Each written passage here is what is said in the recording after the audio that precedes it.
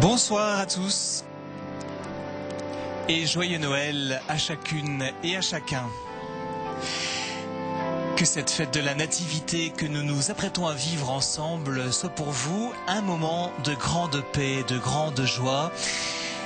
Une solennité que nous vivons en direct une nouvelle fois avec Rome, où le pape Benoît XVI s'apprête à présider la messe de la Nativité de la nuit de Noël. Nous rejoignons l'Assemblée en cette basilique vaticane qui vient de vivre un temps de méditation et de préparation à cette solennité de la Nativité qui s'est conclue par le célèbre chant de la Calenda qui annonce la fête de Noël. Un splendide chant qui reprend la généalogie telle qu'on la trouve dans l'évangile de Saint Matthieu, une récapitulation de l'attente universelle du Messie.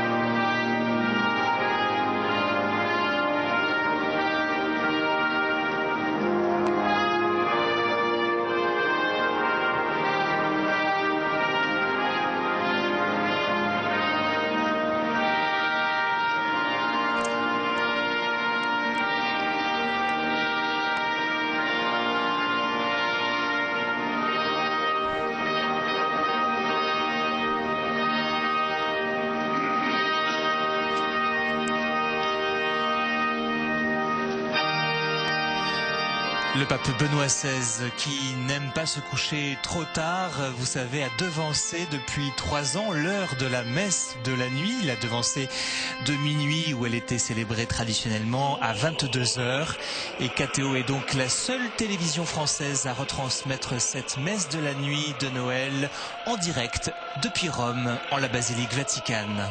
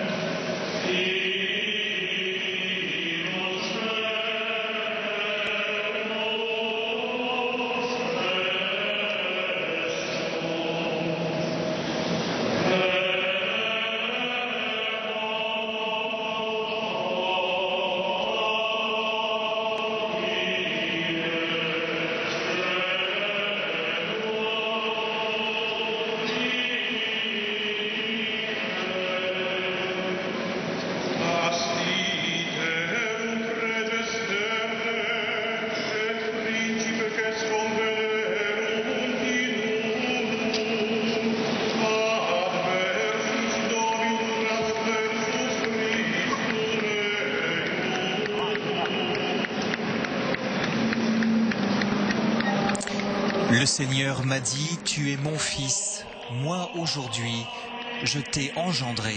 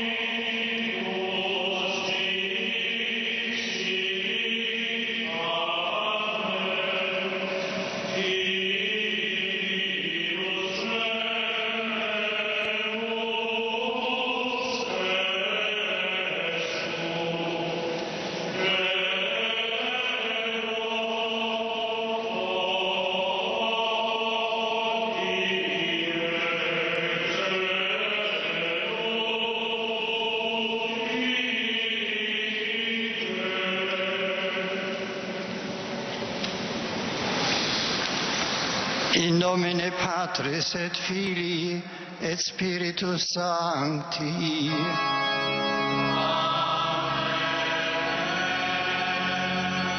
Pax vobis.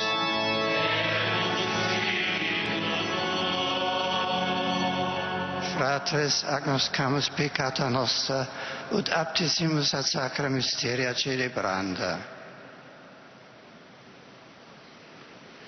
Confiteor Deo omnipotenti et vobis fratres, que peccavi nimis cogitatione, verbo, opere et omissione, mea culpa, mea maxima culpa. Ideo precor beata Mariam semper Virginem, omnes angelos et sanctos, et vos fratres, orare pro me ad Dominum Deum nostrum. Miseriatur nostri omnipotens Deus, et dimissis peccatis nostris, perducat nos ad vitam aeternam. Amen.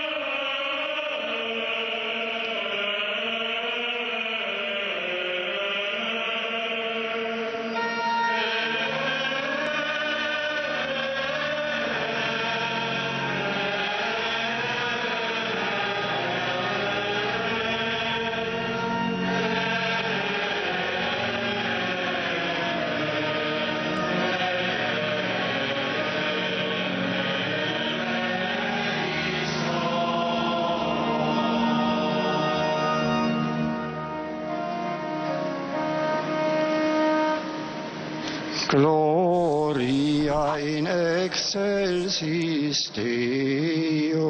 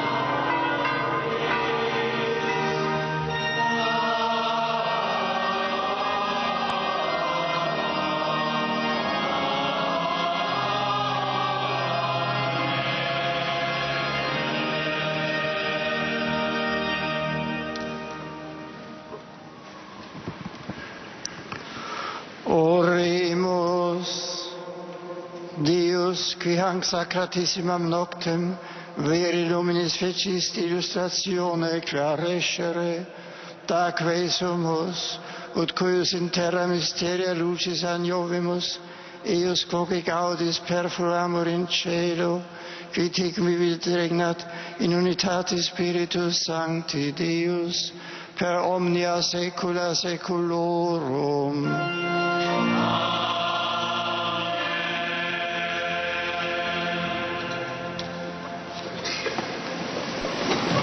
En direct de la basilique Vaticane à Rome pour la célébration de la solennité de la Nativité de notre Seigneur, cette messe de la nuit. La première lecture du prophète Isaïe va être faite en anglais.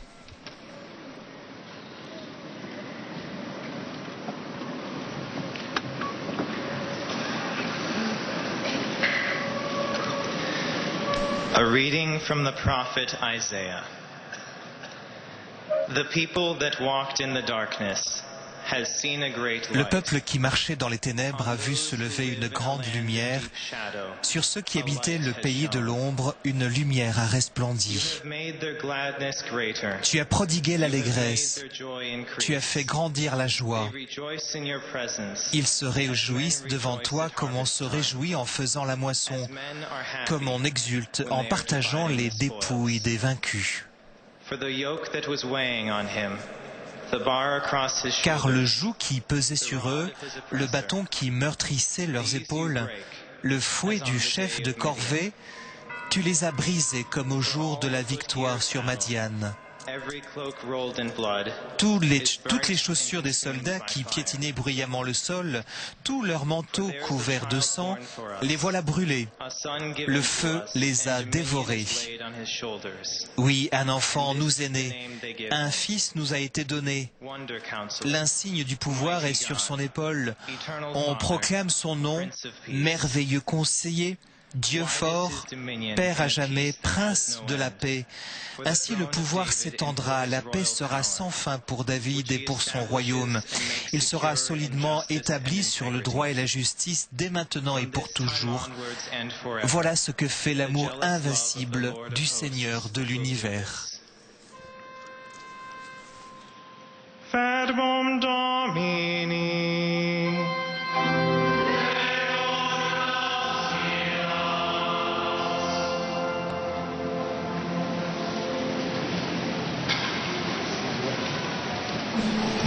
Du psaume 109.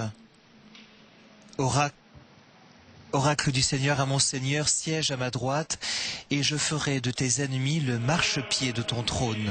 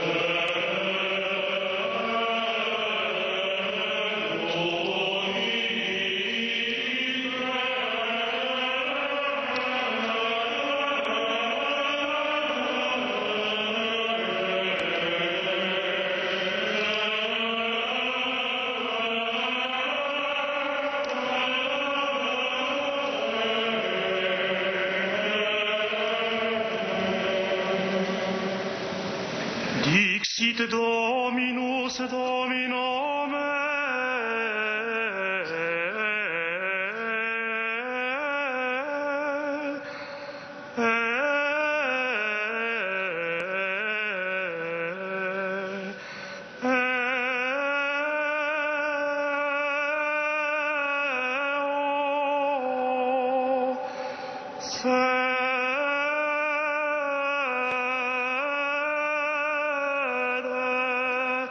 ad extris meis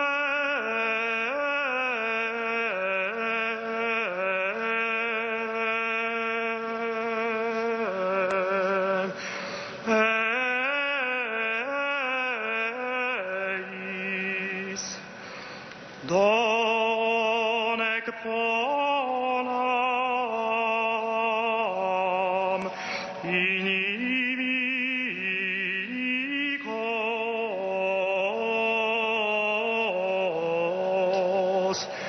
tuos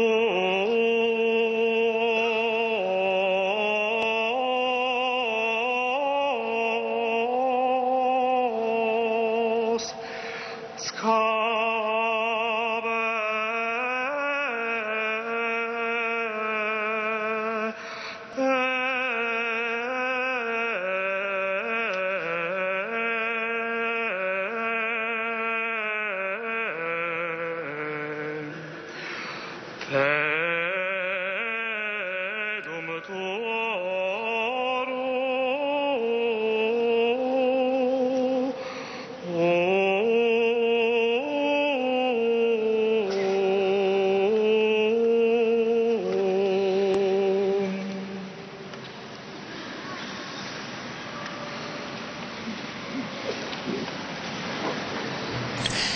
La deuxième lecture sera faite en espagnol, lecture de lettre de Saint Paul apôtre à Tite.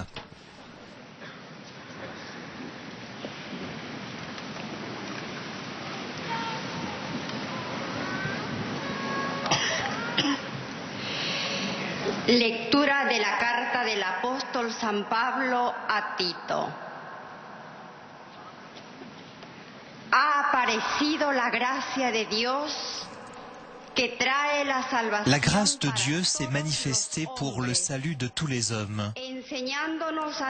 C'est elle qui nous apprend à rejeter le péché et les passions d'ici-bas pour vivre dans le monde présent en homme raisonnable, juste et religieux, et pour attendre le bonheur que nous espérons.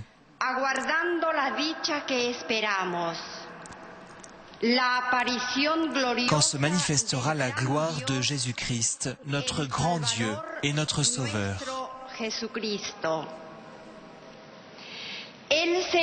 Car il s'est donné pour nous, afin de nous racheter de toutes nos fautes et de nous purifier, pour faire de nous son peuple, un peuple ardent à faire le bien.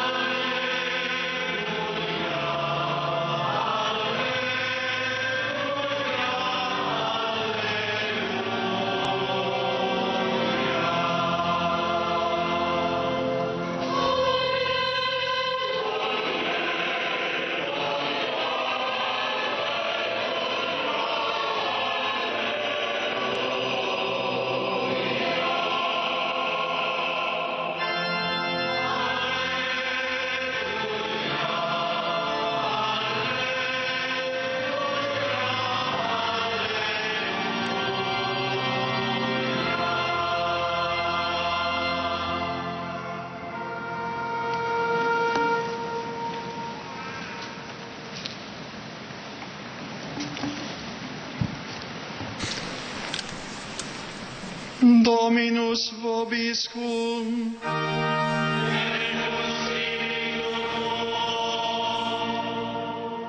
Lectio Sancti Evangelii secundum Lucam.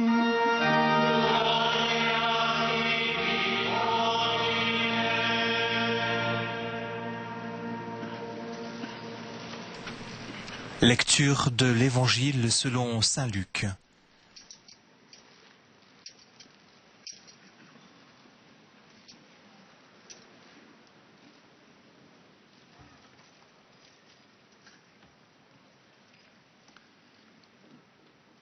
Factum est in diebus illis, exite dictum a Caesare Augusto, ut describeretur universus orbis, ec descriptio prima facta est praeside. En ces jours-là parut un édit de l'empereur Auguste, ordonnant de recenser toute la terre.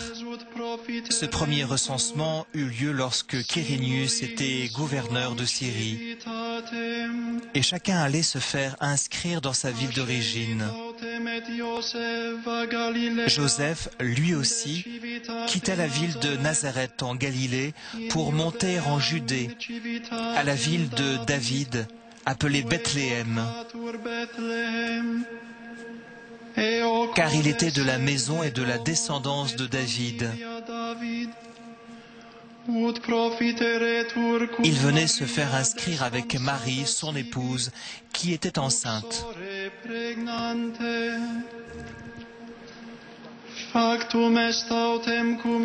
Or, pendant qu'ils étaient là, arrivèrent les jours où elle devait enfanter.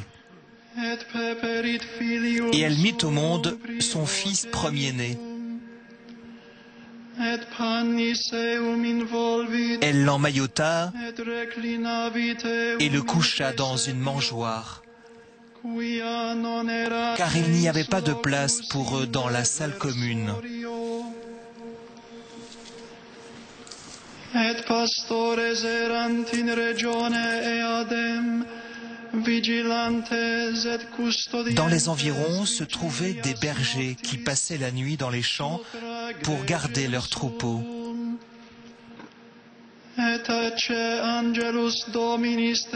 L'ange du Seigneur s'approcha et la gloire du Seigneur les enveloppa de sa lumière.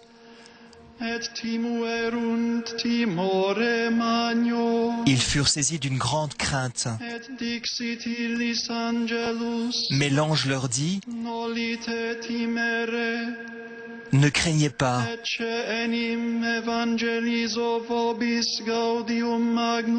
car voici que je viens vous annoncer une bonne nouvelle, une grande joie pour tout le peuple.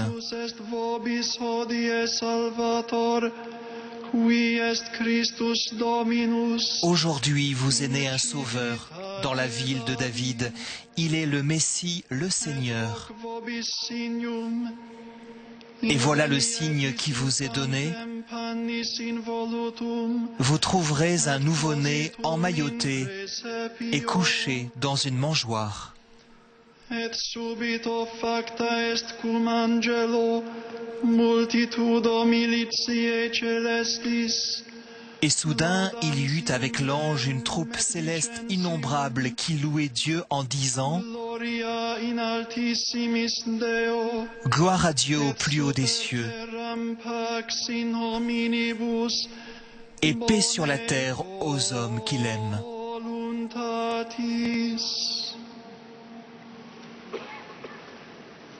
Verbum Domini.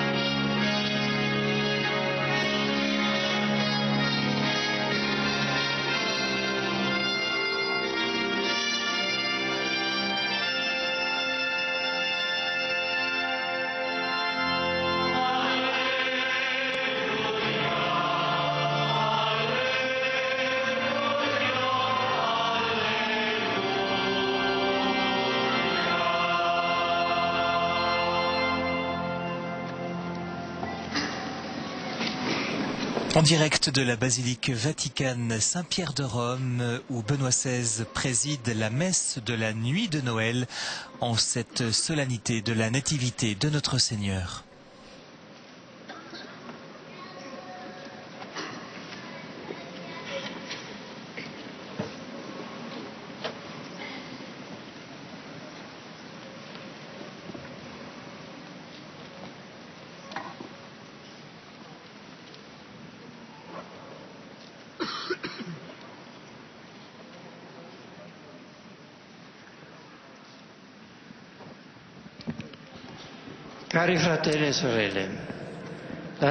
La lecture tirée de la lettre de Saint Paul apôtre à Tite que nous venons d'écouter commence solennellement par la parole apparuit, qui revient aussi de nouveau dans la lecture de la messe de l'horreur apparuit.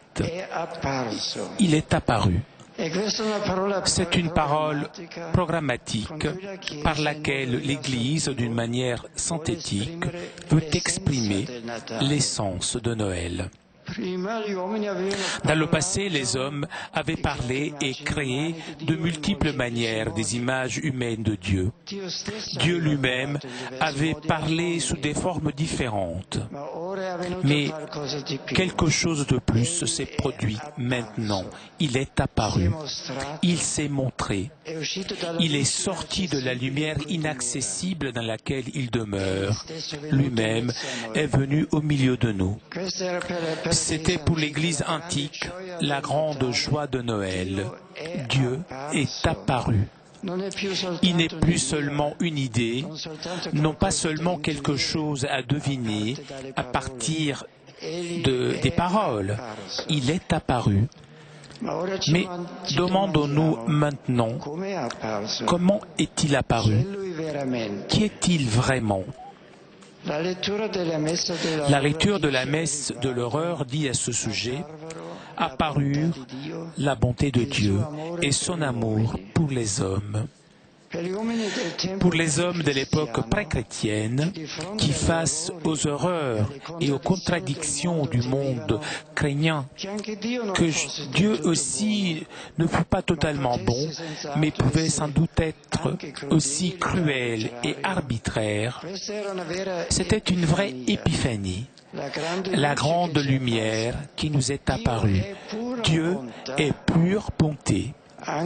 Aujourd'hui aussi, des personnes qui n'arrivent plus à reconnaître Dieu dans la foi se demandent si l'ultime puissance qui fonde et porte le monde est vraiment bonne, ou si le mal n'est pas aussi puissant et originaire que le bien et le beau que nous rencontrons à des moments lumineux dans notre cosmos.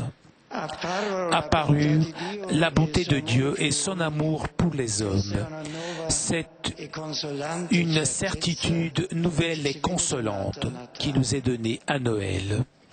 Dans les 3 messes de Noël, la liturgie cite un passage tiré du livre du prophète Isaïe qui décrit encore plus concrètement l'épiphanie qui s'est produite à Noël. Un enfant nous est né, un fils nous a été donné.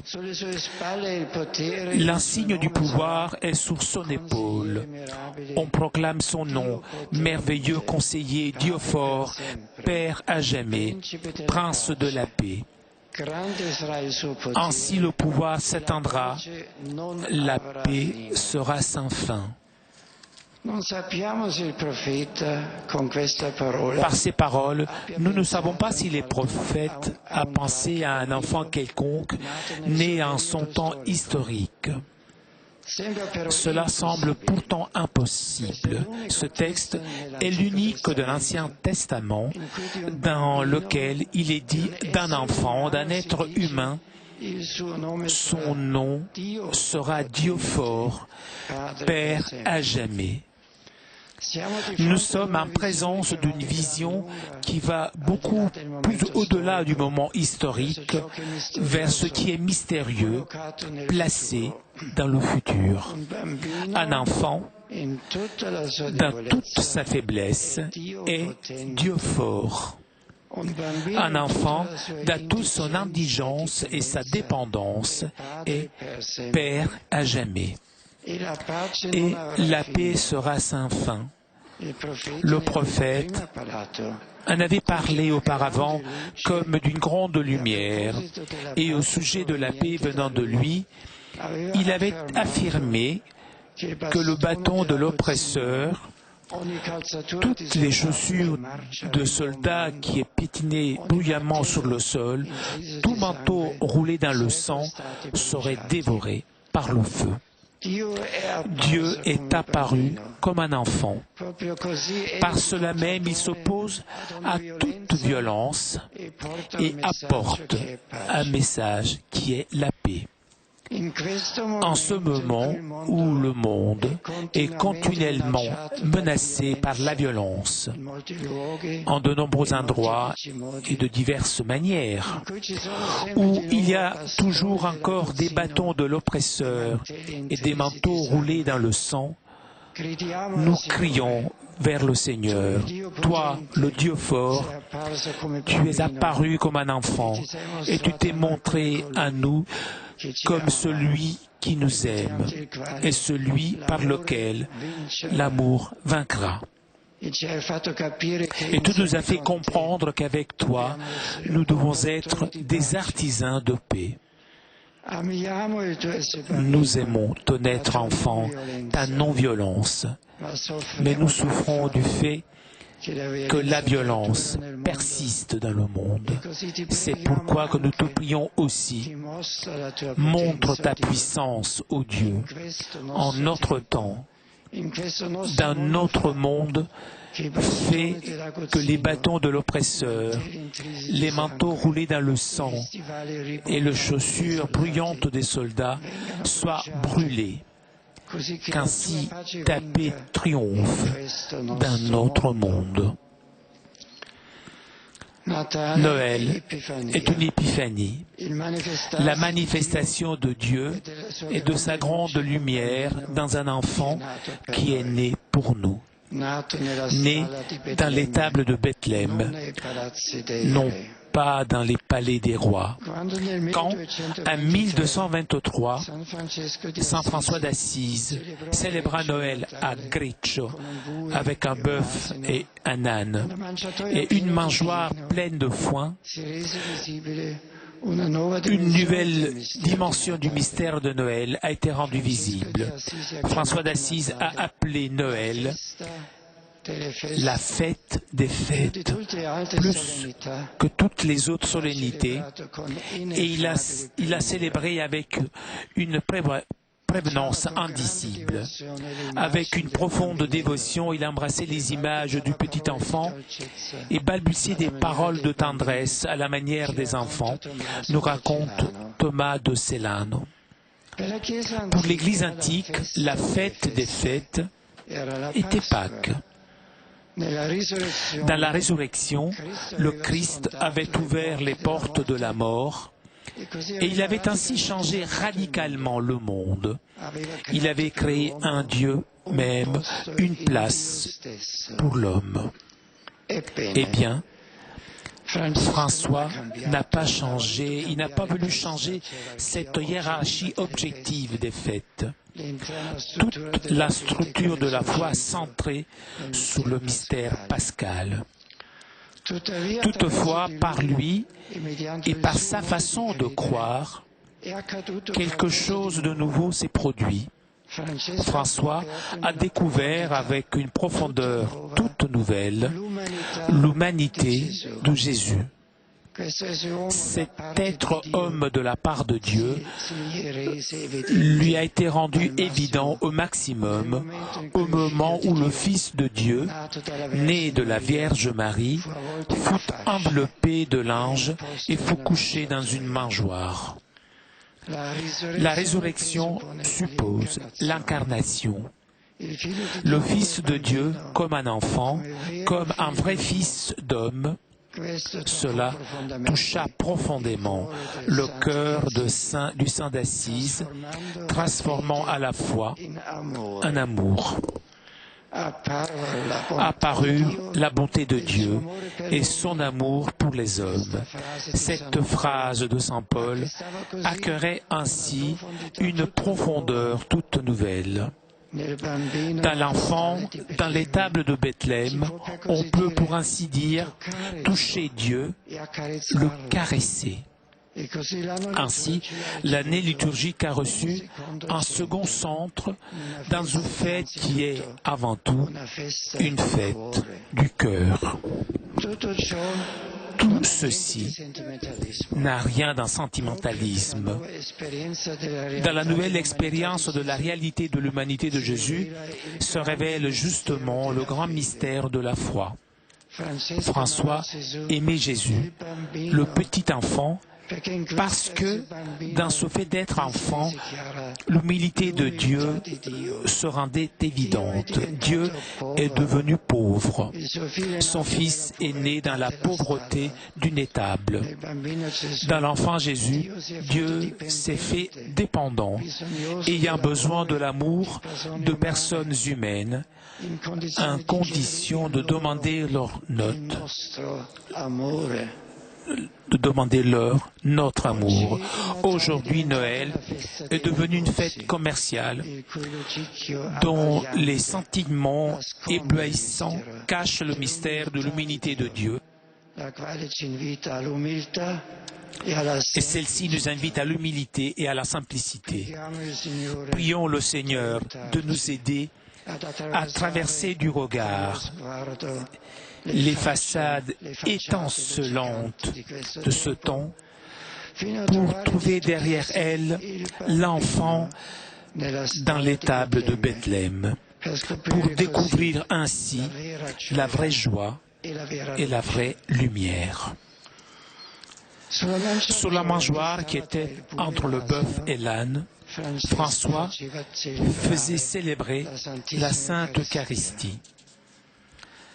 Par la suite, sur cette mangeoire, un autel fut construit, afin que là, où un temps les animaux avaient mangé le foin, maintenant les hommes puissent recevoir, pour le salut de l'âme et du corps, la chair de l'agneau immaculé, Jésus-Christ, comme raconte Celano.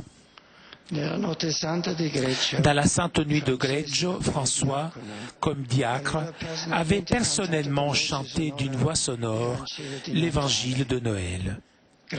Grâce au splendide cantique de Noël des frères, la célébration semblait tout un tressaillement de joie.